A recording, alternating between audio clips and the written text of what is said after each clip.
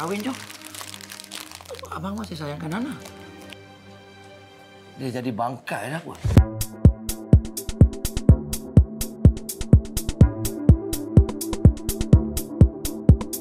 Berikut admin kongsi sinopsis drama bahagia yang tertangguh, episod 25 yang akan tayang malam ini. Malam itu terasa gelap dan menekan, seolah-olah alam turut merasai ketegangan yang menyelubungi halaman rumah itu.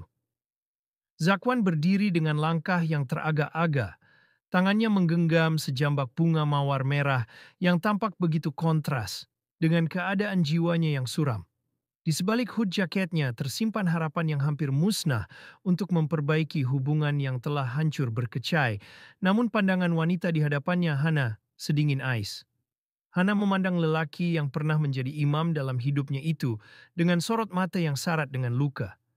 Segala usaha manis Zakwan, termasuk bunga di tangannya, langsung tidak mampu meruntuhkan benteng pertahanan yang telah dibina oleh Hana. Bagi Hana, perkataan sayang yang cuba dihidangkan kembali oleh Zakwan hanyalah sebuah ironi yang menyakitkan. Ingatan masa lalu kembali berputar di benaknya tentang penderitaan yang pernah dilaluinya, nasib malang yang menimpa anak mereka, serta layanan buruk terhadap keluarganya. Semua itu menjadi bukti nyata bahwa cinta yang didakwa oleh Zakwan hanyalah kata-kata kosong. Kepercayaan Hana telah mati. Dia tidak lagi memandang Zakwan sebagai pelindung, sebaliknya sebagai insan yang dengan tangannya sendiri telah meruntuhkan tiang-tiang rumah tangga mereka hingga musnah sama sekali. Tidak ada lagi sisa asas untuk membina kembali apa yang telah hancur. Hana berdiri teguh, wajahnya memancarkan ketegasan bahwa dia tidak akan pernah melupakan setiap luka yang pernah diukir, dan dia menolak untuk kembali terperangkap dalam jerat masa lalu yang gelap. Namun keputusasaan di wajah Zakwan perlahan-lahan berubah menjadi sesuatu yang lebih gelap apabila dia menyedari bahwa hati Hana mungkin telah berpaling kepada orang lain. Armin, perasaan cemburu membutakan kewarasannya.